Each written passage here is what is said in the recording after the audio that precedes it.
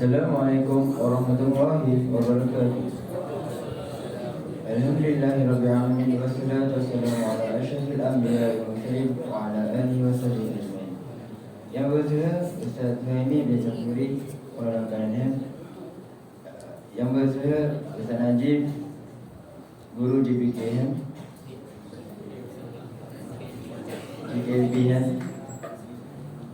guru-guru dan rakan-rakan sekalian. Sebelum saya memulakan majlis, kami menjemput Muhammad Hazlan untuk membacakan doa. Dipersilakan. Allahumma salli ala sayyidina al-Mustafa wa ala alihi wa sahbihi bin Nabil Karim wa ala alihi wa ashabihi kiramil Fatihah.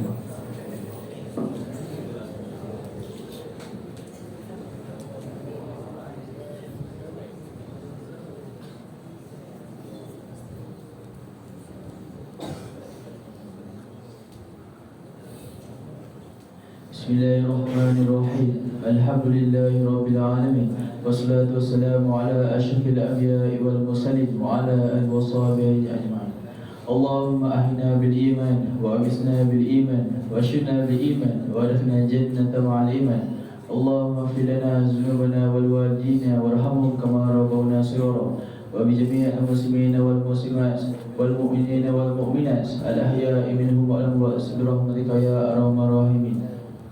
Allahumma inna na'udzu bika minal baras wal junun wal juzam min sayyi'il asqam. Bismillahir syafi, bismillahil kafi, bismillahil mu'afi, bismillahil ladzi la yadurru ma'a ismihi syai'un fil ardi wa la fis samaa'i wa huwas samii'ul 'aliim. Allahumma inna na'udzu bika minal hammi wal hazan wa a'udzu bika minal ajzi wal kasal wa a'udzu bika minal jubni wal bukhl wa a'udzu bika min ghalabati ad-dayn wa qahri rijal. ممتازة في الدين والدنيا والآخرة، ممتازة في كل الامتحان، ممتازة في كل الامتحان، ممتازة في كل الامتحان.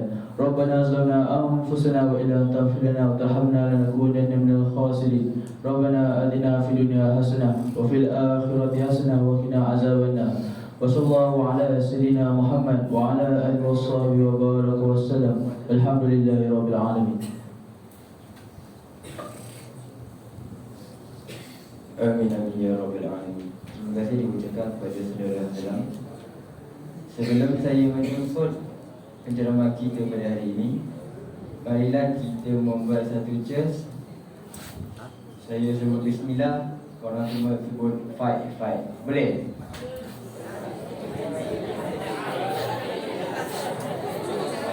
Saya sebut bismillah, korang semua sebut fight. Baik.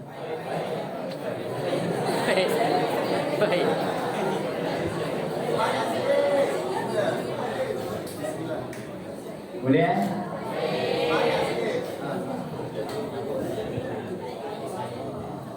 Bismillah.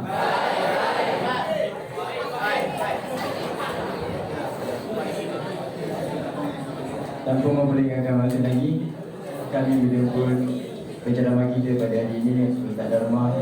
Dipersilakan.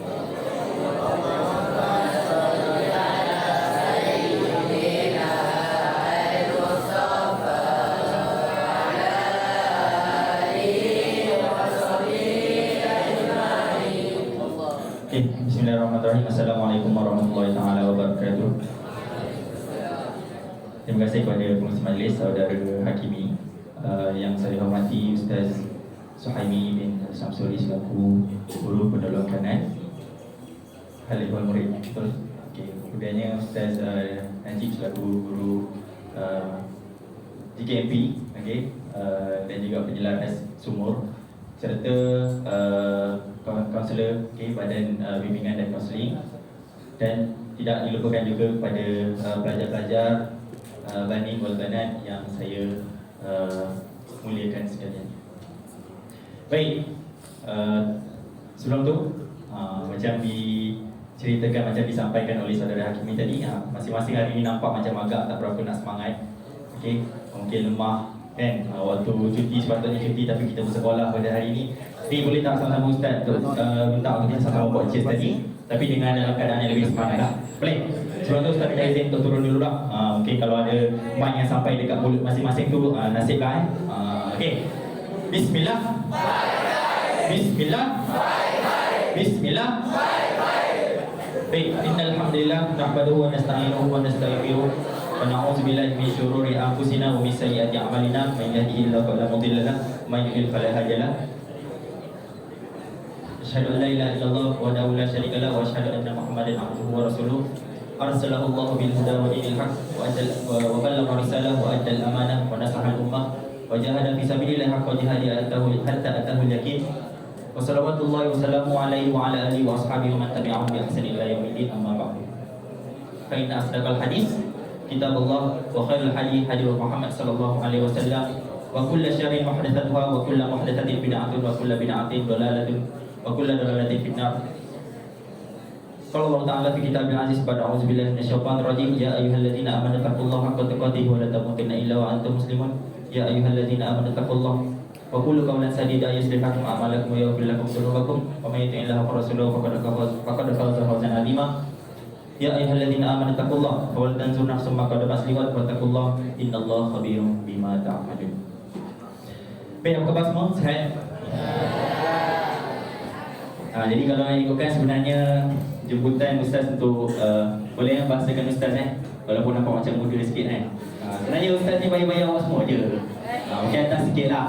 Okey, atas sikit mungkin hanya dipisahkan dengan beberapa tahun saja. Ala kulli hal,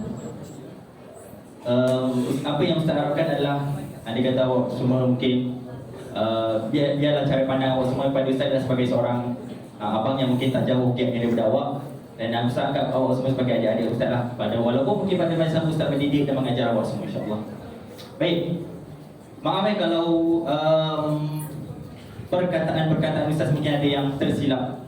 Ustaz tersilap guna atau mungkin terlalu susah difahami, awak boleh tanya je, boleh terus angkat tangan apa yang Ustaz masukkan.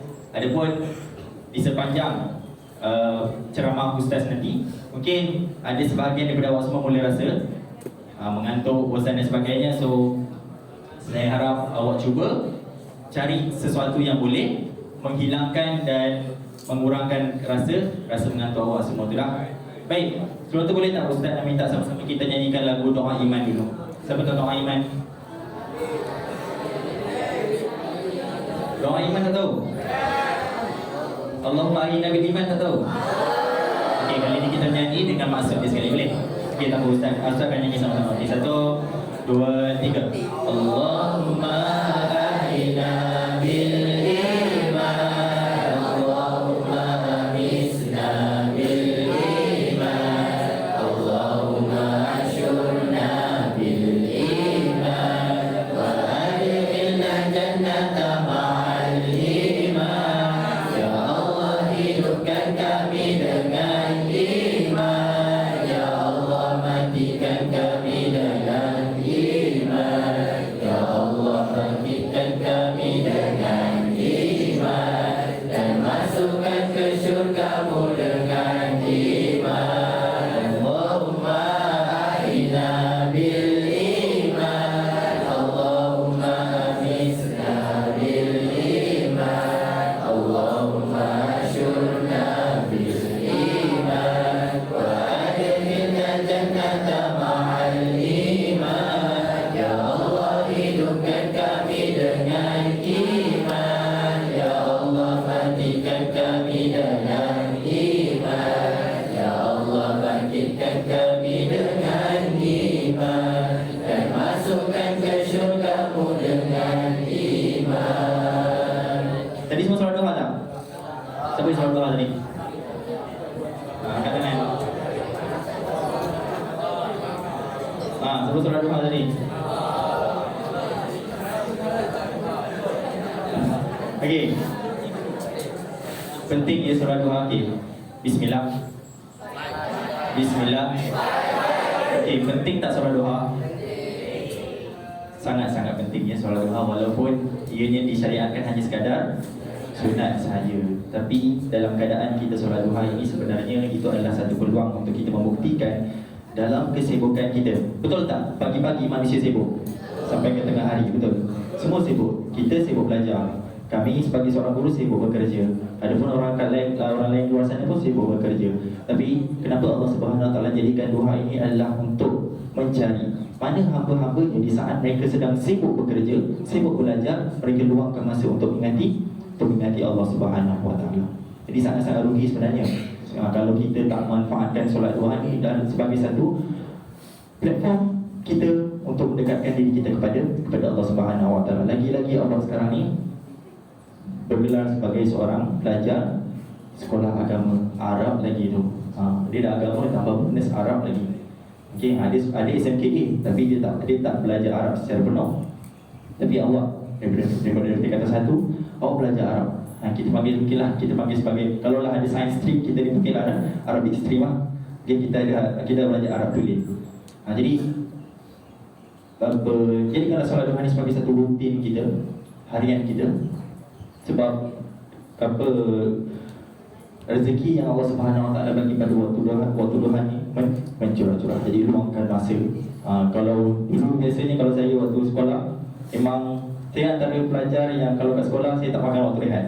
Sebab saya duduk asrama asrama rehat lebih kurang 10-10.30 lepas tu tak lama lepas tu 12.30 dah makan tengah hari dah. Sebab tu saya tak makan rehat. Jadi saya buat apa? Waktu rehat tu pergi ke surau, solat duha 5 minit lepas tu tidur.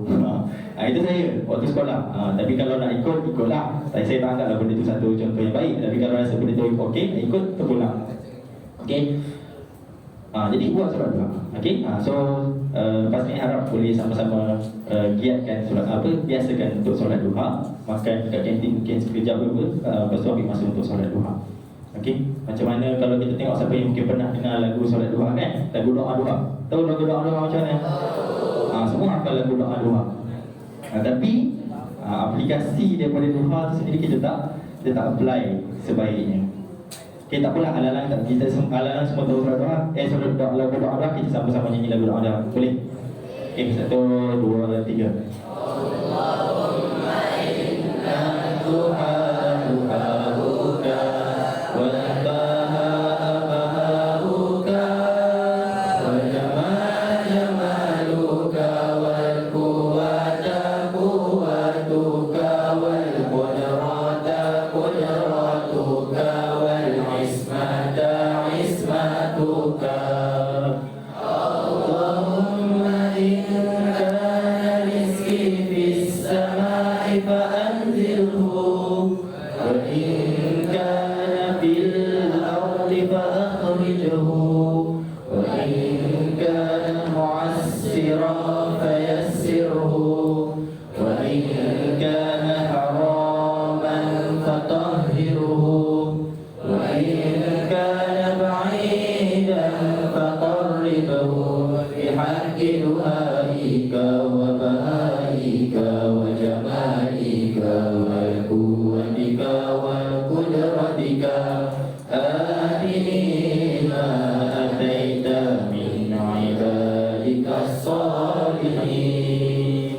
Ya Allah, sesungguhnya waktu duha itu duhamu, kecantikannya kecantikanmu, keindahannya keindahanmu, kekuatannya kekuatanmu, kekuasaannya kekuasaanmu, perlindungannya perlindunganmu. Ya Allah, jika rezeki masih di langit turunkanlah, jika di bumi keluarkanlah, jika sukar permudahkanlah, jika haram sucikanlah, jika jauh dekatkanlah. Duha kecantikanmu, keindahanmu, kekuatanmu, kekuasaanmu, limpahkan kepadaku segala yang Engkau telah limpahkan kepada hamba-hambamu yang soleh. Amin ya rabbal alamin. Okay, alhamdulillah doa iman kita dah baca, doa duha dan kita dah baca. Mudah-mudahan dengan membacanya doa kita akan doa iman tersebut, iman hari ini kita dapat jaga sebaik dan seelok yang mungkin. Sebab apa? anak-anak pelajar yang saya hormati sekalian, sebab apa kita kena jaga iman? Sebab hari ini, minta maaf cakap, hari ini anak-anak muda kita, kawan-kawan awak dekat luar sana, sebahagian daripada mereka, sebahagian besar daripada mereka dan sengaja merosakkan keimanan kita, keimanan mereka. Kita hari ini bersama-sama di sekolah yang serba baik biahnya, suasananya, kita mungkin tak nampak ataupun tak merasai bagaimana dahsyatnya apa tekanan daripada kawan-kawan kita yang kat luar sana yang buatkan mereka ataupun keimanan mereka mudah dirosakkan. Hari ini mungkin kita boleh, kalau kita tak ada masalah untuk menjaga solat, betul? Sebab apa? Sebab wajib siapa-siapa yang ada bersama kena jaga solat, betul? Dalam bahasa orang, siapa yang tak jaga solat, kantoi, adalah mungkin tindakan yang akan diambil. Tapi ada juga daripada mereka yang mungkin tak ada peluang untuk bersekolah seperti sekolah kamu ni, dan akhirnya mereka tak dapat merasai suasana yang memaksa mereka untuk jaga solat, dan mereka tak nampak apa kepentingan solat tu. Tapi kita hari ini, alhamdulillah, Allah kurniakan kita nikmat iman, nikmat Islam, nikmat bersama-sama dalam kalangan orang-orang yang menjaga iman dia, dan akhirnya sama-sama kita menjaga takwa kita. Sebab apa? Sebab apa kena jaga takwa? Apa yang kita faham tentang takwa? Boleh tak seorang bagi tahu saya? Ni kalau tak ada siapa yang angkat tangan, saya tunjuk je lah. Ready lah? Boleh? Okay, saya dapat tahu yang pihak masing-masing akan sediakan hadiah siapa yang dapat jawab. Okay, tapi saya akan tentukanlah layak ke tak untuk orang tu dapat hadiah dengan jawapan yang saya nak tahu. Okay, siapa tahu tentang takwa? Apa yang difaham tentang takwa? Apa makna takwa? Mungkin mungkin untuk tiani al-makna takwa bil lughah atau wal istilahan kama tasha.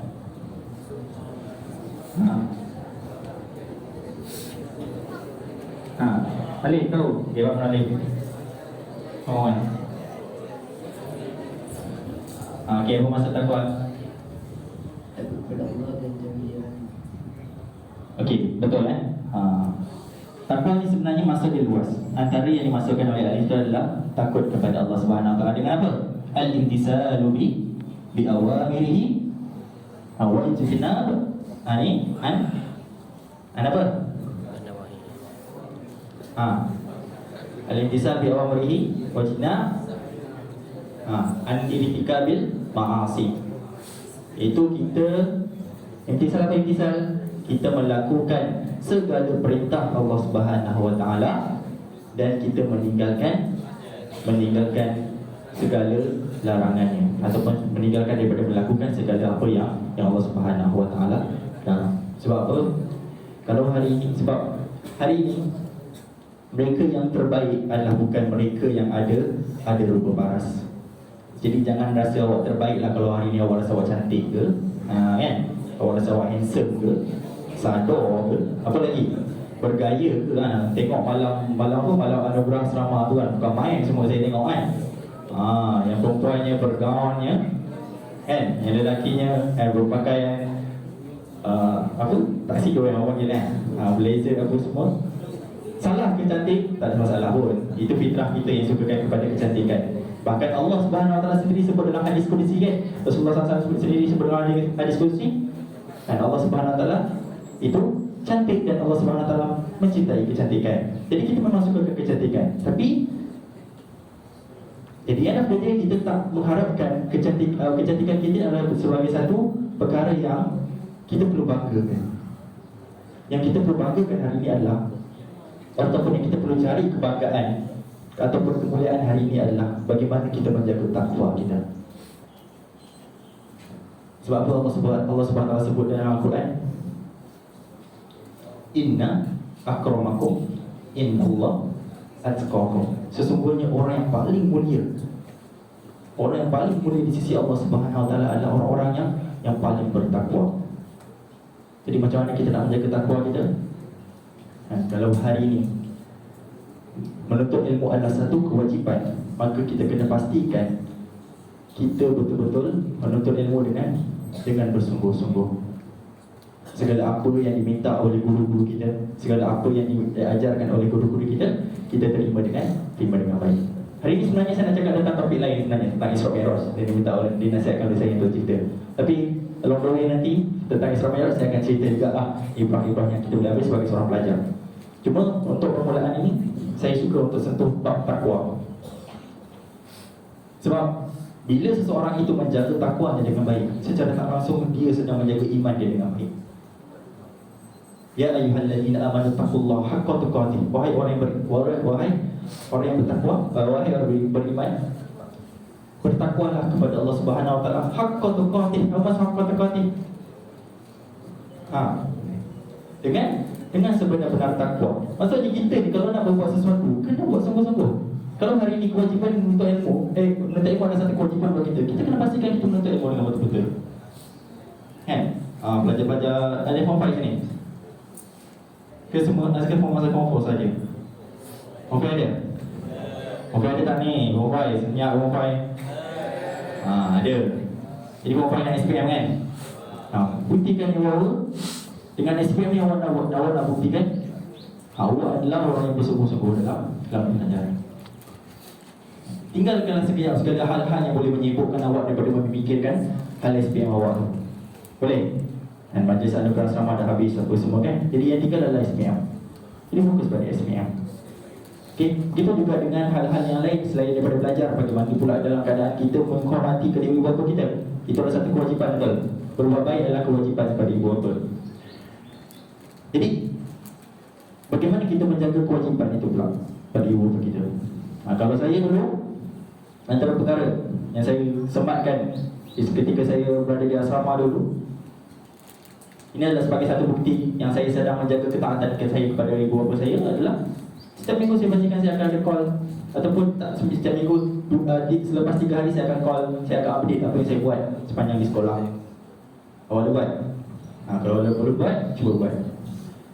Sebab ibu bapa lah apa? Ridha Allah fi ridha walidaini. Ridha Rabbi fi ridha walidaini wa sukhta Rabbi fi sukhtil walidaini. Keridaan Allah Subhanahu wa taala terletak pada keridaan ibu bapa kita. Dan kemurkaan Allah Subhanahu wa taala terletak kepada kemurkaan ibu bapa kita. Jadi hari ini, jadi di saat ini atau pas lepas ini, cuba biasakan untuk, bukan biasakan, saya tak minta tahu call hari-hari mak ayah awak kan, dah macam apa dah pula call hari-hari kan, semua benda nak update kan, daripada masuk tandas, keluar tandas, bila makan, cedok berapa sekut nasi, semua tu tak perlu lah update kan.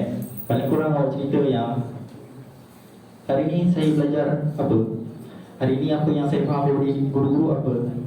Sebab mak ayah ni, jujurnya mak ayah ni sangat-sangat rasa lega andai kata apa yang mereka harapkan awak datang sini, mereka dapat feedback. Mereka dapat feedback. Contohnya mak ayah ni bila dia tahu anak-anak dia datang ke sekolah, dia akan apa? Dia akan harapkan supaya anak-anak ni faham apa yang dia belajar. Ataupun kalau dia tak faham, mak ayah ni dia nak anak-anak ni faham apa yang dia tak faham ketika dia belajar. Beza kan? Beza orang yang faham ketika belajar dengan orang yang faham dia tak faham. Ataupun beza orang yang tak faham orang yang faham dia tak faham dengan orang yang memang tak tahu langsung. Dia tak tahu apa yang dia tak faham. Faham tak? Nampak tak beza dia? Orang yang faham dengan yang tak faham, dengan orang yang tak faham apa yang dia tak faham. Jadi paling kurang sekarang ni kita faham apa yang kita tak faham.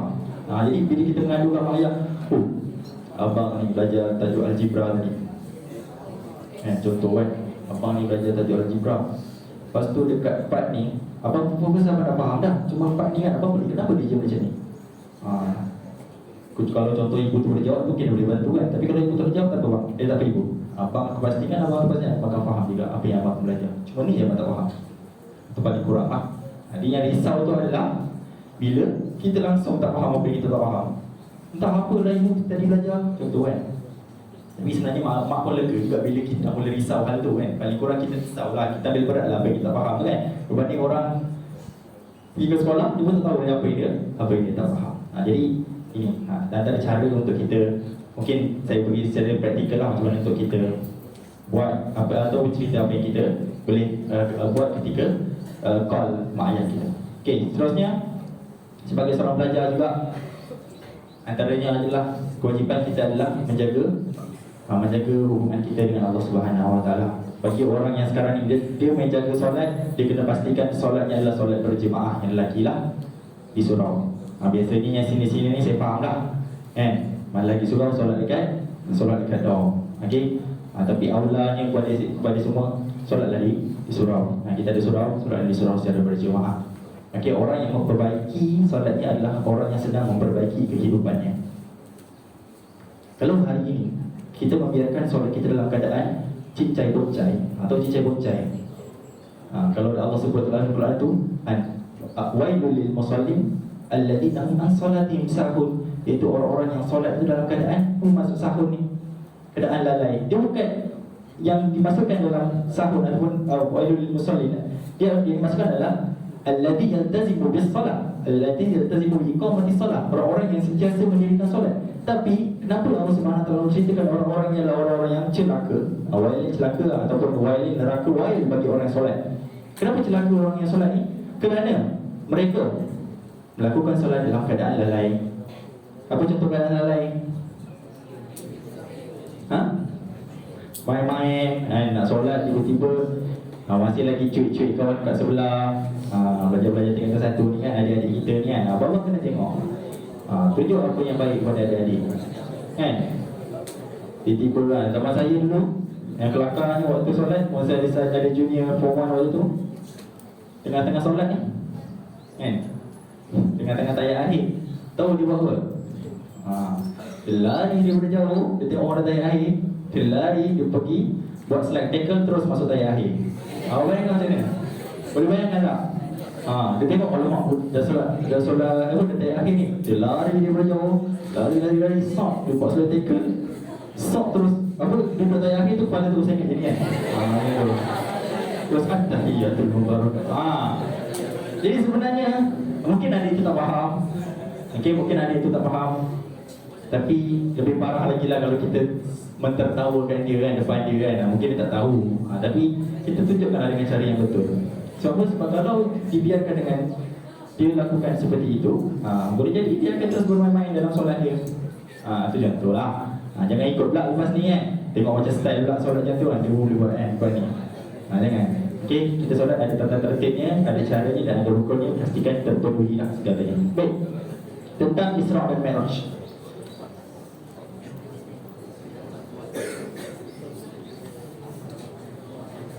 Okey, nampak tak slide depan? Nampak kan? Oh ya, nanti Alif ingatkan saya buat dia Okey, tentang Isra dan Mi'raj, apa yang Ustaz akan sampaikan adalah berkaitan dengan Isra Mi'raj ni. Form 1 belajar Isra Mi'raj? Ada ke? Form 5 ada belajar confirm? Tak, maksud saya di sekolah menengah. Di sekolah menengah ni form 1 belajar tentang Isra Mi'raj. Orang belajar tak dalam, dulu saya PSI, Application Islamiah, tak tahu ada ke tak? Mesti ada? Tak ada? Form 5? Sudah Form 5. Mana Form 5 ni? Saya tak kenal Form 5 ni. Tak respon pun. Ada? Tak ada? Tapi paling kurang masa kita berada di kafah dulu pun kita belajar betul tentang Isra Mi'raj. Okey, Isra Mi'raj ni apa yang awak boleh faham? Okey, saya perlukan seorang untuk jawab. Seorang saja. Perempuan pula, lelaki perempuan. Sebelum saya tunjuk, sebelum saya bagi mic, perempuan saya dah biasa sangat lah. Dia tahu lah saya macam dalam kelas. Saya belum punya form lain lah. Form 3 lah, saya nak form 3. Siapa form 3? Angkat sikit form 3, angkat tangan sikit. Semua malu-malu form 3. Ni form apa? Ni kat sini. Form 2. Sini form apa? Form 3. Form 2, form 3. Tak baik tipu, tak berkah hidup awak. Form 2. Form 3 mana? Sana belakang. Okey, form 3 belakang. Okey, saya berikan seorang form 3.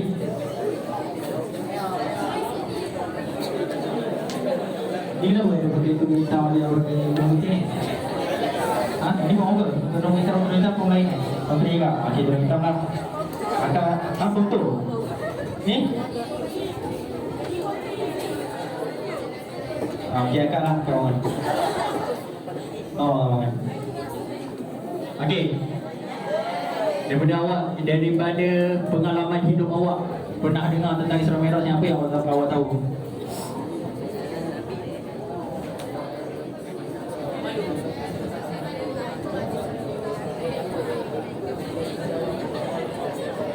Sambutan kelahiran Nabi. Perjalanan kelahiran Nabi Muhammad sallallahu alaihi wasallam. Okey, tanya tangan semua. Okey. Jawapannya kurang tepat untuk yang awal-awal tu, iaitu sambutan kelahiran Nabi. Bukan tapi yang kedua tu insya-Allah tepat, iaitu perjalanan Nabi. Daripada mana ke mana tu nanti Ustaz akan tanya lagi orang lain. Okey. So basically Bismillah. Bismillah. Bismillah. Asal bunyi lain, asal bunyi air. Air. Bismillah.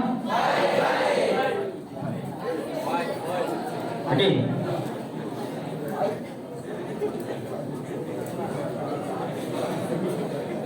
Tulis lagi. Bismillah. Bismillah.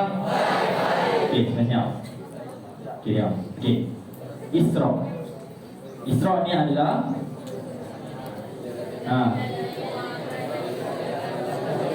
apa kak? Apa tadi? Perjalanan Nabi Muhammad daripada Masjidil Haram ke Masjidil Aqsa. Apa nama? Ni yang berlakon jadi Mamin kan? Mamin, berapa Mamin? Apa tadi nama? Nama siapa? Fariza. Fahruriza. Panggil apa Riza? Fawiz. Okay, Fawiz. Okay, tanya Fawiz betul So, okay. Next. Okay, macam ni. Sekejap, tekan bawah. You can skip to the next slide. Okay, macam disebutkan dalam di ayat tersebut, Subhanalladzi asra bi amrihi lailan minal masjidil haram ila masjidil aqsa. Okay, stop. Okay, itu yang dinamakan sebagai Isra. Okay, itu yang dinamakan sebagai Isra, perjalanan Nabi Muhammad.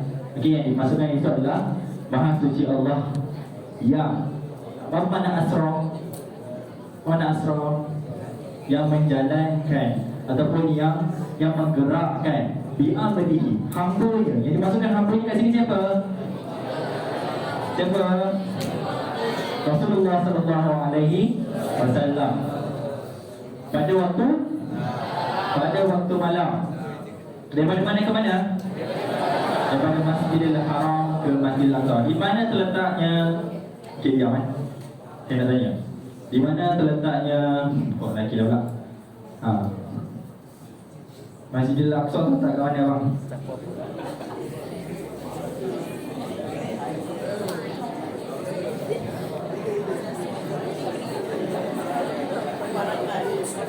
Madinah.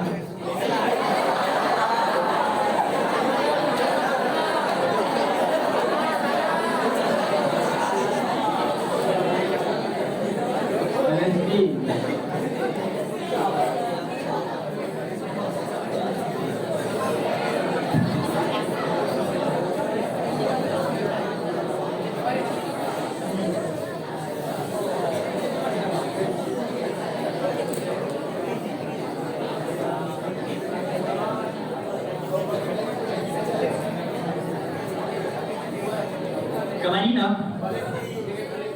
Tadi awal tu jawab Madinah. Di Palestin di Palestin.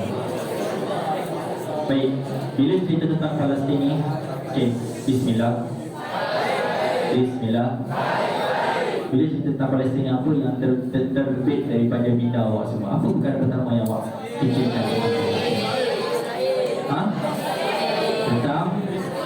Tentang bagaimana dahsyatnya mereka ini dibedil ataupun dihentam oleh kuat-kuat Zionis Israel. Jadi antara buatkan kadang-kadang bila tentang Palestin yang buatkan saya rasa macam agak gerun tu adalah, bukan sedih gerun tu adalah bila orang bila satu hari nanti Palestin ni dia tidak akan dibebaskan oleh negara-negara Arab yang lain ataupun negara yang lain. Palestin dia akan dibebaskan oleh bangsa dia sendiri. Sebab tu kalau kita tengok hari ni banyak tak bantuan yang turun pada Palestin. Tapi menang tak Palestin? Tak menang sampai sekarang, betul? Sebab apa? Sebab Palestin, jiwa dia, hati dia sekarang ini memang mengharapkan bahawa Allah Subhanahu Wa Taala yang akan bantu dia. Allah Subhanahu Wa Taala yang akan hantar malaikat-malaikat untuk memenangkan tanah Palestin. Sebab tu kalau kita tengok hari NGO termasuklah mungkin government kita sendiri, kerajaan kita sendiri menghantar bantuan, menang tak Palestin? Sampai sekarang tak menang. Sebab apa? Sebab nanti bila Palestin menang, yang diorang akan claim waktu tu, yang melepaskan tanah Arab tu adalah Allah Subhanahu Wa Taala dan melalui tangan-tangan mereka sendiri, bukan daripada tangan-tangan tanah Arab yang ada sekarang ni. Sebab betul, sebab kalau kita tengok tanah-tanah Arab yang ada sekarang ni, kita boleh panggil sebagai ignorant countries, ataupun apa, negara-negara yang ignorant lah, yang mengabaikan ataupun yang sengaja menutup telinga. Saya tak mengatakan bahawa seluruh tanah Arab ni orang-orangnya seperti itu. Tapi di akhir zaman ini, kalau kita lihat pemimpin-pemimpinnya, itulah hakikatnya. Kau boleh baca dekat mana-mana jurnal, kau boleh baca dekat mana-mana source yang otentik, okay, yang tulis, yang asli, kau dapat maklumat-maklumat ni. Tapi apa yang boleh saya sampaikan adalah Palestin yang akan memenangkan adalah bangsa mereka sendiri. Okay, bangsa Palestin mereka sendiri, bangsa mereka sendiri, dan waktu itu yang mereka akan claim yang bantu mereka adalah Allah Subhanahu Wa Taala. Jadi apapun, kita terus berdoa supaya kita pun sama-sama menjadi sebahagian daripada mereka-mereka yang cuba juga tunjukkan effort untuk membantu saudara-saudara Muslim kita yang berada dekat sana. Okay, ada pun juga sekarang ni apa yang berlaku di Turki dan di Syria, dan mungkin di sepadan yang berhampiran dengan Turki, di negara sepadan, apa yang berlaku? Gempa. Pun sama-sama kita mendoakan supaya mereka dilindungi oleh Allah Subhanahu Wa Taala dan dimudahkan urusan mereka. Sangat sedih kalau kita bayangkan keadaan mereka di sana. Bayangkan earthquake ataupun gempa bumi ni, dia bukan satu hal yang kita boleh anggap macam okay, dia runtuh and then dia hempak orang yang mati immediately lah. Terus dia boleh jadi orang tu dihempak tapi tak kena oleh orang tu. Maksudnya adalah dia dihempak dan terperangkap dalam tu. Dan untuk proses menyelamatkan orang yang terperangkap ni, nak tahu yang senang ke? Susah. Kau bayangkan kalau dah bangunan macam ni, kita ambil bangunan asrama awak ni je lah. Tak tinggi apa pun kan? Berapa tingkat? 3 kan? 3 tingkat. Bayangkan 3 tingkat ni kalau hempak seorang yang tak, bukan hempak dia hempak macam ada bagi ruang supaya orang tu masih boleh stay dalam satu ruang tu, tapi terperangkap. Boleh bayangkan dan orang kan nak keluarkan dia. Bayangkan kalau dah keluar ke tengah kan, tengah-tengah sana lah contoh kan, ni nak kena pecahkan ni daripada hujung ni untuk dapatkan awak yang senang tu? Susah. Tapi dalam keadaan tu, apa yang berlaku pada bangsa? Kesejukan, kelaparan, ketiadaan oksigen. Kau bayangkan, perit tak mati dia. Lagi perit daripada orang yang mati terhempak. Kalau terhempak, orang tu mati sekadar mati jatuh lah, tak terseksa. Tapi awak bayangkan kalau awak mati kelemasan macam mana? Tak ada makanan. Itu yang kalau awak tengok dekat mana-mana TV, mana-mana media yang buat coverage kan untuk peristiwa gempa bumi dekat sana. Awak tengok ada ayah yang berpelukan dengan anak. Itu yang nampak lah. Tapi ada juga yang dalam awal tu dia sempat buat live kan, dia sempat buat live, dia tersepit. Dia bukan dia cuma tersepit, tak boleh keluar. Tapi dia punya spot tu dalam, memang tak boleh nak diselamatkan. Jadi waktu tu dia cuma boleh berharap pada Allah Subhanahu Wa Taala. Dia bergantung pada Allah Subhanahu Wa Taala. Tapi kalau saya mungkin berada dalam keadaan tu, saya tak boleh bayangkan betapa peritnya diri orang-orang yang menghadapi saat-saat getir seperti itu. Sebab tu kita bersyukur Allah Subhanahu Wa Taala jadikan negara kita ni sebagai negara yang insya-Allah kalau nak kena tsunami pun akan ada negara-negara keliling yang yang kena dulu. Kita hanya sekadar terkena terbias. Banyak lagi lah kalau kita nikmat duduk dekat negara Malaysia ni. Tapi itulah kadang-kadang kita ni kurang bersyukur. Kita ni terlalu melihat hal-hal yang kita tak ada. Betul tak? Kan? Rasa diri sikit tak cantik, mulalah rasa insecure. Rasa diri tak kacak, mula rasa insecure kan? Ingat pesan Ustaz ni. Okay, kita boleh sambung lagi. Ingat pesan Ustaz antara perkara memang di umur-umur awak macam ni, lagi-lagi yang mungkin dah form 5 apa semua, antara yang mungkin kerisauan-kerisauan kita pada hari ni adalah melihat orang-orang yang lain mungkin lebih bergaya daripada dia. Tapi bagi Ustaz, sebenarnya semua itu tak cukup. Rupa awak sebenarnya tak cukup sebenarnya. Kalau awak nak buktikan awak adalah orang yang paling, awak yang mungkin orang yang ada pride, ada kebanggaan, tak cukup. Yang awak penting tu adalah minda awak, akal awak.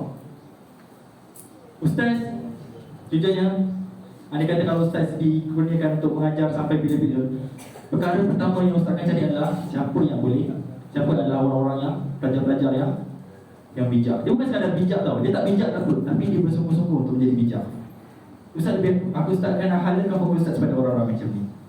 Tapi bagi orang-orang yang konon-kononnya kan, dia nampak bergaya kan? Tapi belajar pun lebih kurang kan. Pergi sekolah sekadar nak buang-buang apa, dia maya orang kata kan. Orang macam ni, dia tak cukup dengan sekadar rupa yang dia ada. Dia kena bijak. Jujurnya dunia sekarang perlukan orang yang bijak. Awak bila awak keluar nanti awak akan nampak saingan awak kompetitif, yang memang sangat kompetitif untuk mendapatkan pekerjaan. Dan pekerjaan sangat memerlukan skill berfikir dan skill soft skill lah. Yang contohnya macam public speaking, yang macam mana dia tengok awak ni mampu untuk menguruskan sesuatu ataupun tidak, semua tu. Jadi kalau awak tak ada skill ni, awak sangat tak ada nilai tau. You don't have any value. Awak tak ada nilai apa pun. Sebab tu kita sekarang tingkatkan nilai kita dengan jadi orang-orang yang bijak, orang yang berfikir, orang yang banyak membaca, orang yang banyak merujuk, orang yang banyak bertanya dan sebagainya. Boleh? Okey, itu sebenarnya. Okey, seterusnya. Okey, ini tadi. Okey, barakna haulahu linuriyahu min ayatina. Innallaha. Itu tadi. Belakang. Huwas samiul basir. Okey, innahu huwas samiul basir. Jadi kenapa berlakunya peristiwa Isra dan Mi'raj ni adalah supaya Allah Subhanahu Wa Taala dapat menunjukkan kebesaran dan tanda-tanda kekuasaannya kepada kita. Isra dan Mi'raj ni bukan hal tentang hal-hal logik, hal-hal yang luar logika semata-mata Kenapa hal-hal yang luar logika semata-mata? Sebab di zaman jahiliyah ketika Rasulullah sallallahu alaihi wasallam melakukan Isra Mi'raj ataupun diberikan mukjizat untuk melakukan Isra Mi'raj, apa yang berlaku pada baginda selepas itu? Baginda diragui oleh sebahagian musuh-musuh Islam ketika itulah. Dia kata, alah kau ni Muhammad, you je naik langit tuan. Kau ni sembang ni. Dia panggil apa? Dia gelar Nabi Muhammad sebagai sahir. Mana sahir? Penyihir. Majnun. Mana majnun? Orang yang gila kadzab. Mana kadzab? Orang yang menipu. Ni Muhammad ni penipu je. Tak logik lah orang boleh naik atas langit. Waktu tu tanpa ada alat bantuan yang boleh melogikkan orang tu naik ke atas. Kalau kita zaman sekarang ada apa? Ada roket, logik dah sikit. Tapi waktu tu tak ada. Nabi tak ada. Tapi di saat ketika itu Rasulullah sallallahu alaihi wasallam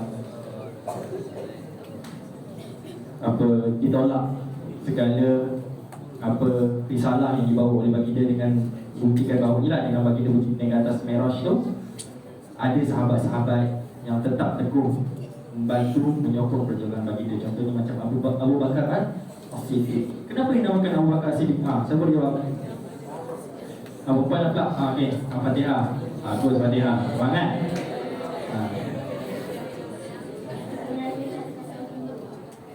Betul. Rasulullah kerana apa? Kerana Abu Bakar adalah kerana Abu Bakar adalah orang yang pertama sekali membenarkan segala apa yang diceritakan oleh Rasulullah SAW tanpa sebarang keraguan. No question asked, I accept. No question asked, I acknowledge All those things lah yang disebutkan oleh Rasulullah. Itu Sayyidina Abu Bakar. Sebab tu dia gelarkan sebagai As-Siddiq. Okey. Begitu juga dengan sahabat-sahabat yang lain. Jadi disebabkan dengan keyakinan yang ada kepada Sayyidina Abu Bakar tu, apa pengiktirafan yang diberikan kepada Sayyidina Abu Bakar ni melalui Sayyidina Umar? Kalau ditimbangkan segala keimanan di atas muka bumi ini, keimanan tersebut tidak akan mampu menandingi beratnya iman Sayyidina Abu Bakar. Itu hebatnya Sayyidina Abu Bakar ni. Dia bukan sahabat-sahabat biasa-biasa yang kita boleh merendah-rendahkan. Awak kan tengok ada sebahagian kelompok bila awak boleh explore tentang lebih lagi tentang fiqh Islam ni. Apa fiqh Islam? Mana fiqh Islam? Bahagian-bahagian Islam ya, awak akan nampak ada sebahagian memang mencemooh sahabat-sahabat ni, melaknat sahabat kan, macam puak-puak Syiah. Mereka menganggap bahawa Sayyidina Abu Bakar adalah orang-orang yang layak neraka. Tapi dia tak tahu betapa Rasulullah SAW itu sangat mencintai Sayyidina Abu Bakar ni, sehingga kan ada sahabat yang berjumpa dengan Rasulullah, "Ya Rasulullah, siapakah orang yang engkau paling cintai?" Lalu bagi dia kata siapa? Sayyidina Abu Bakar. Dan kemudiannya Sayyidina Umar. Dan kemudiannya Sayyidina Ali. Sehinggalah kena Sayyidina Uthman, dia tak nak tanya lagi sebab dia takut nama dia tak disebut-sebut. Itu sahabat. Okey? Jadi tinggi tak apa nilai Sayyidina Abu Bakar ni di mata Rasulullah SAW? Sangat-sangat tinggi. Okey? Jadi mungkin awak boleh cari lagi apa lagi kelebihan-kelebihan yang ada Sayyidina Abu Bakar ni, sehingga kan beliau sangat dicintai oleh Rasulullah SAW. Okey, 3 minit lagi. Dah 12.30 lah, nak makan Okey, seterusnya. Kita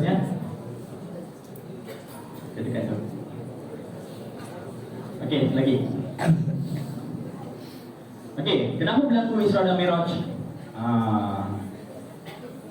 Tak perlu jawab pun, dari jawapan yang dapat kan. Supaya menggembirakan hati Rasulullah SAW dan memantapkan Rasulullah iman Rasulullah SAW.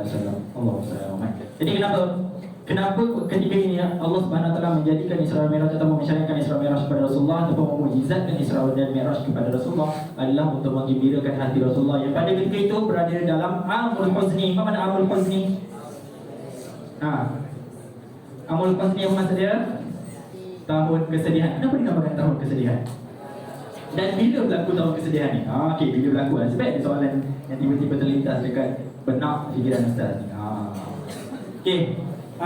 Bila tahun kesedihan ni? Apa yang nak tanya tadi perempuan jawab kan? Tak kira pula. Perempuan lah. Perempuan ni rasa macam tak reachable lah kan? Sahabat mana perempuan? Semua tunjuk-tunjuk. Abang yang ujungnya. Bila tahun kesedihan?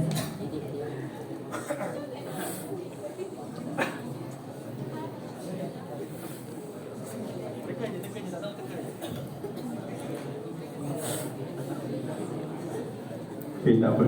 Okey. Tahun kesedihan Rasulullah adalah pada 10 Februari. Kenapa 10 Februari? Pada tahun ke-10 kenabian, yang pada ketika itu Rasulullah menghadapi kematian isteri baginda sallallahu alaihi wasallam. Siapa? Sayyidatina Khadijah. Bila cerita video ni walaupun saya ni masih lagi belum bernikah, tapi bila saya cerita tentang Sayyidatina Khadijah ni, saya betul-betul mengharapkan kalau satu hari nanti kalau Allah nak kurniakan saya seorang saujah, kurniakanlah pengorbanannya itu adalah seperti Sayyidatina Khadijah. Kenapa?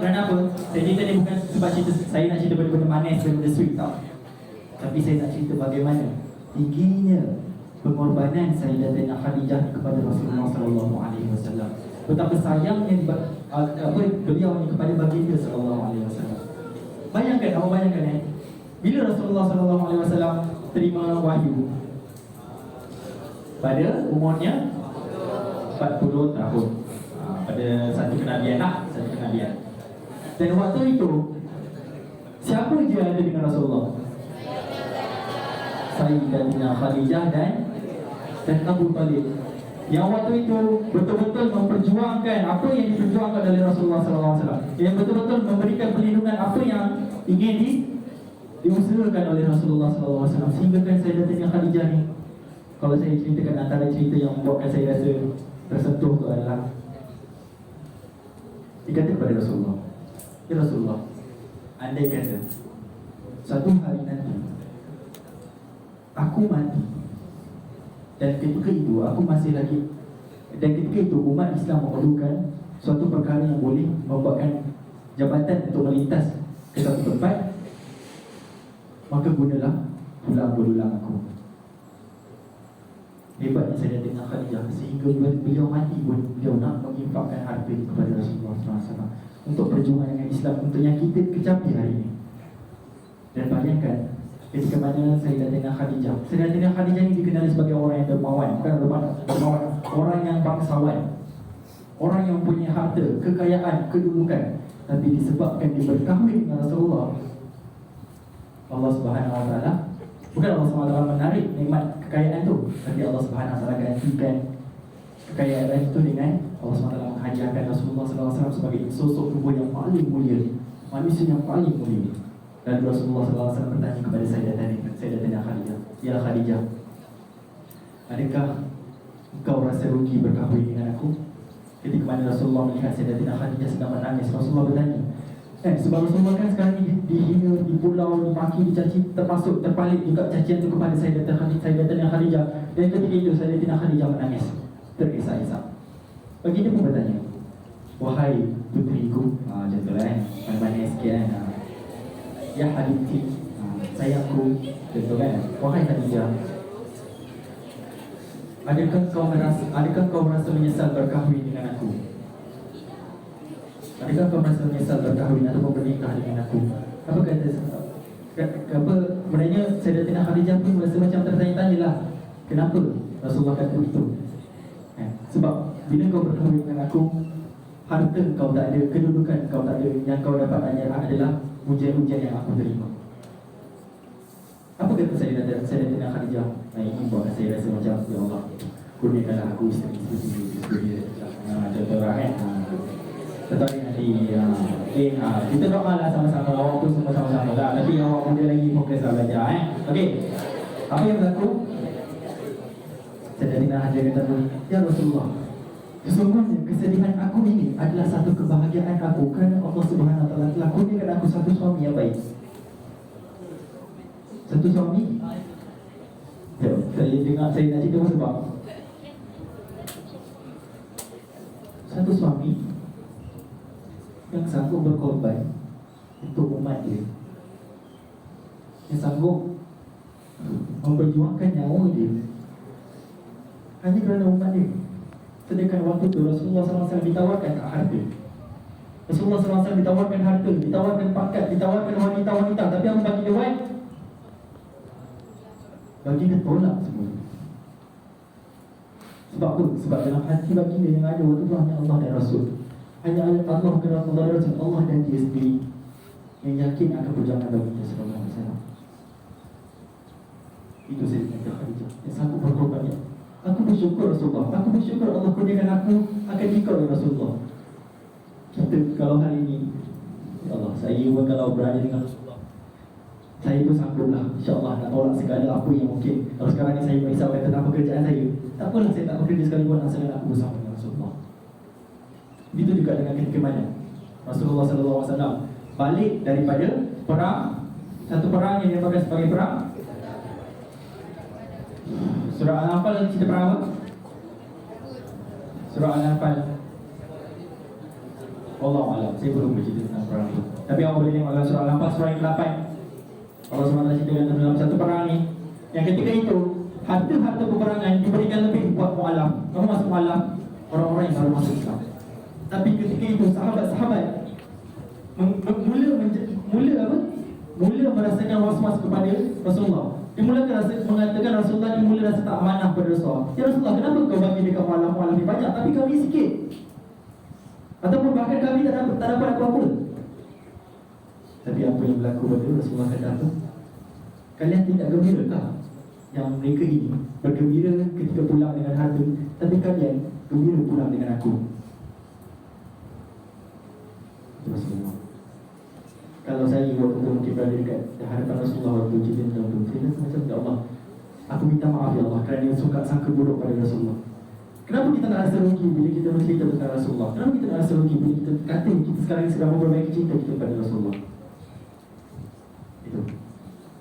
Jadi ini pengorbanan Rasulullah yang mungkin saya ceritakan ni supaya terdetik ataupun tercetus kepada hati kita ni untuk mencintai Rasulullah. Bukan semata-mata Rasulullah itu adalah sebagai seorang Nabi yang mungkin kita nak angkat ke derajat sampai ketuhanan, tak. Tapi saya nak katakan bahawa maha baiknya Allah Subhanahu Wa Taala, maha besar dan maha agungnya Allah Subhanahu Wa Taala. Allah kurniakan Rasulullah di atas muka bumi ini sebagai tanda kasih kepada kita sebagai hamba. Allah kurniakan Rasulullah yang sanggup berkorban untuk kita. Cuma hari ini, apa pengorbanan yang kita buat? Kalau setakat nak stay kat asrama lama sikit pun tak boleh, dah mula nak fly, keluar, pergi mana dah, Kalau setakat apa? Hari ni tak dikurniakan dengan apa? Ditarik sikit nikmat tiada, suruh belajar, dah kita mula rasa macam tak tentu arah. So, bagaimana sebenarnya hati kita ni dalam ingin bersikap kepada apa yang dicintai oleh Allah Subhanahu Wa Taala dan apa yang dicintai oleh Rasulullah? Itu. Saya bercerita ni bukan bermakna saya dah buat segala apa yang diperintahkan oleh Allah dan saya dah meninggalkan segala apa yang dilarang oleh Allah Subhanahu. Tapi saya cerita ni atas sebab apa? Atas sebab untuk memberi semangat juga pada diri sendiri, dan saya mengajak kepada semua untuk kita sama-sama berubah lepas ni. Boleh? Boleh, insya-Allah. Okey. Seterusnya, Isra dan Mi'raj. Itu tadi tentang Isra, perjalanan Nabi Muhammad daripada Masjidil Haram ke Masjidil Aqsa. Kemudian Mi'raj adalah perjalanan Nabi Muhammad dari Masjidil Aqsa ke Sidratul Muntaha. Dekat negara mana? Negara mana Sidratul Muntaha? Kat mana? Nama garis, garis. Kat mana garis? Asyik lah, aku suruh saya ada rumah kan. Rumah saya dah. Garis. Cepat. Kat mana? Sidratul Muntaha negara mana?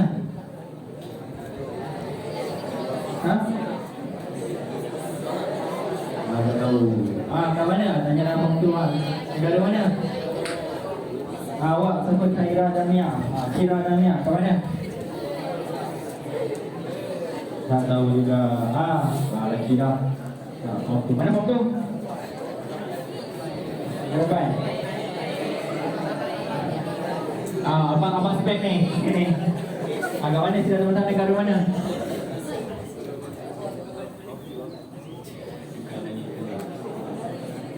Okey, betul. Okey. Dekat langit. Langit tertutup sana. Okey, Sidratul Muntaha dekat atas Tak ada dekat negara mana ada Sidratul Muntaha. Okey. Jadi Rasulullah. Okay, bismillah. Bismillah. Rasulullah bergerak daripada Masjidil Aqsa terus naik ke Sidratul Muntaha berjumpa dengan Allah Subhanahu Wa Taala. Dan ketika itu apa Rasulullah buat? Next slide. Next slide.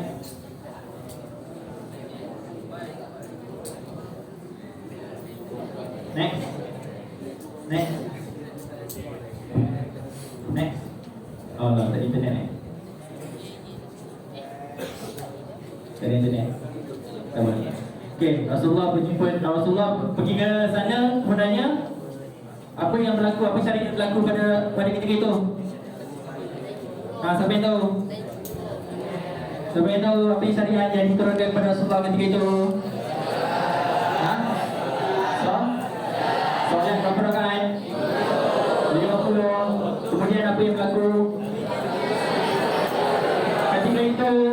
Ketika itu Nabi Ibrahim berkata kepada Rasulullah. Nabi Ibrahim bertemu dengan Rasulullah di langit yang ke berapa? Ke berapa? Saya tak berapa pasti antara 6 atau 7. Sebenarnya Nabi Ibrahim ini kata apa? Ya Rasulullah, bila kau bertemu dengan Allah Subhanahu Wa Taala, minta kurangkan waktu solat supaya apa? Supaya kau mampu untuk buat. Tapi hari ini ternyata 5 waktu solat pun tak mampu umat kita untuk umat Rasulullah untuk buat. Bayangkan kajian mendapati. Cik, kita usah kajian Okey, kajian ni ditulis ataupun dikaji oleh Dr. Fadilah Kamsah, motivator ataupun kaunselor terkenal lah kat Malaysia. Dia kata apa? Sebanyak daripada 100% umat manusia yang ada kat Malaysia ni, sebanyak 8% sahaja orang yang menjaga solat. Ini menjaga solat bukan menjaga solat di waktu. Maksudnya orang yang mendirikan solat adalah 8%. So the rest agak-agak buat tidur. Lepas tu kita dikenal sebagai umat yang tidur. Minta maaf jika umat Islam adalah umat yang tidur untuk pada sekarang. Jadi berbanggalah bagi orang-orang yang bangkit daripada tidurnya, yang sanggup mengurangkan tidurnya untuk belajar, untuk memahami, untuk bersedia tentang apa saja kemungkinan-kemungkinan yang berlaku ke atas diri mereka. Jadi mudah-mudahan kita digolongkan daripada orang-orang yang bangkit, yang tak sentiasa lena terhadap apa yang berlaku di sekeliling kita. Ambil tahu tentang apa yang berlaku dekat saudara kita dekat luar sana. Ambil tahu segala pengetahuan yang dapat memberikan manfaat kita kepada orang lain. Semua tu. Okey? Jadi slide pun tak ada internet ni, tak ada slide. Sebab slide saya guna secara online. Anda boleh hal, waktu pun dah menceburi kita. Saya harap semeringkas apa yang saya sampaikan tadi itu dapat memberikan sedikit jentikan semangat, meniupkan roh-roh kekuatan kepada kita untuk menjadi orang yang lebih lebih bersemangat lagi untuk belajar bersungguh-sungguh demi membuktikan cinta kita kepada Allah dan Rasul. Dan saya minta satu lagi, boleh? Satu benda lagi saya minta, tolong kalau awak terbangun malam, tolong buat solat malam, tolong buat qiyamul lail. Dan qiyamul lail tak perlu pun bangun malam pukul 1, pukul 2, pukul 3, tak perlu. Tapi qiyamul lail ni cukup awak bangun setengah jam sebelum waktu subuh. Bangun, ambil wudu, solat sunat 2 rakaat. Siapa yang tak buat solat sunat witir, buat solat sunat witir. Walaupun solat sunat witir ni adalah disunatkan buat kita, tapi di mazhab Hanafi, solat witir adalah wajib. Okey, jadi mazhab Hanafi dia ada 6 waktu solat. Solat witir adalah wajib. Tapi kita adalah dituntut sunat muakkad. Jadi buat solat sunat witir. Dan pada masa yang sama waktu tu bermuhasabahlah tentang apa yang kita lakukan di hari-hari kita. Hari ini kita ada tipu kawan kita tak ini kita banyak sembang lebat dengan kawan kita, sembang kencang. Hari ini kita ada CD adik-adik kita. Saya bukan tak dapat laporan, kadang-kadang saya dapat laporan daripada adik awak. Kan? Abang-abang kan, kakak-kakak ni suka CD adik-adik kan, macam tu. Okey. Yang adik-adik bersama jangan rasa selesa. Tolong hormat senior-senior awak sebagai seorang senior. Okey, tujuannya saya. Okey, saya dulu dekat asrama sebagai ketua asrama, saya tak pernah saya tak pernah minta tolong adik-adik bawah untuk buat sesuatu benda. Contoh, kadang-kadang di sini suruh ambil air, suruh ambil makanan, suruh angkatkan baju, yang paling terus suruh basuhkan baju. Ingat sepeda hang tu bersih sangat orang nak suruh basuh kan. Tapi saya kena. Tapi saya tak buat kat adik bawah. Saya cerita ni bukan supaya saya nak berbangga, tapi saya cerita ni saya nak tunjukkan kepada orang semua. Awak kalau tak buat dekat adik awak yang bawah, InsyaAllah ahli keluarga awak yang mungkin asrama akan datang, dia pun takkan dibuat benda yang sama. Kita suka ke adik-adik kita dibuli? Yang sini-sini ni, suka ke adik-adik awak dibuli kalau awak adik? Suka ke mak awak dibuli? Kita panggil adik lah, mak awak dibuli oleh rakan-rakan dia kat rumah, dekat tempat kerja. Tak suka kan? Macam tu lagi tu.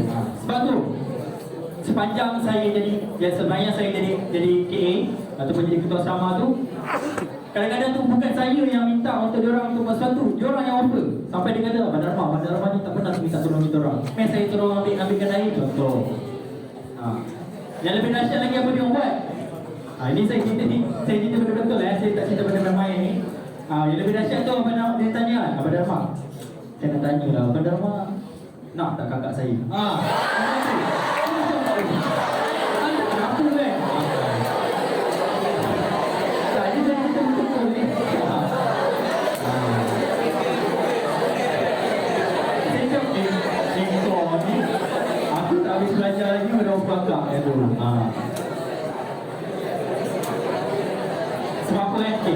Okay, bismillah. Bismillah. Bismillah. Sebab apa?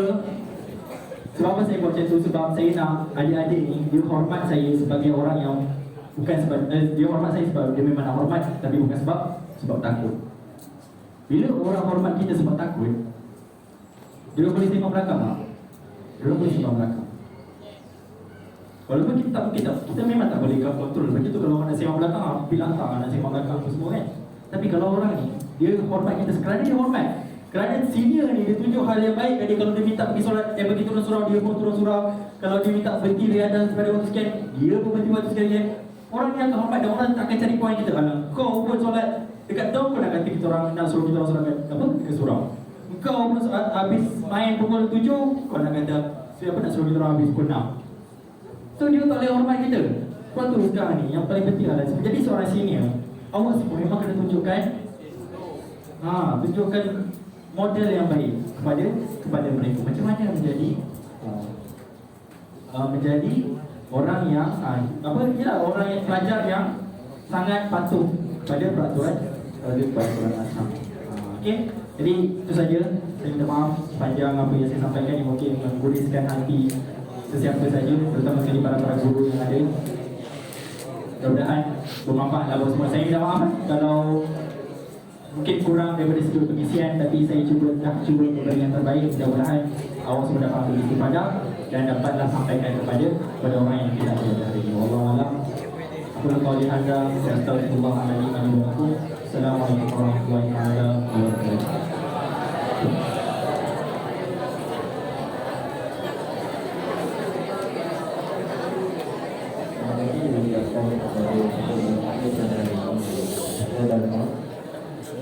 Sebelum berakhirnya majlis kita pada hari ini, berjumpa Ustaz Sarimi untuk memberikan sambutan kepada putra kita. Silakan.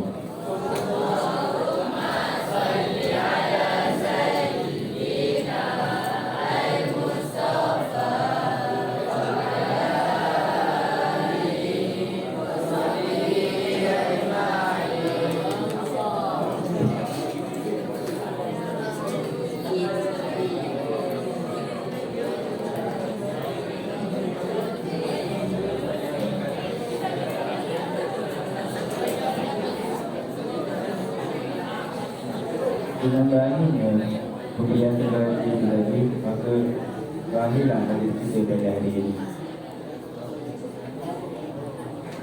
Okey, para pelajar lepas ni dikenalkan yang duduk luar tu boleh balik lah. Okey.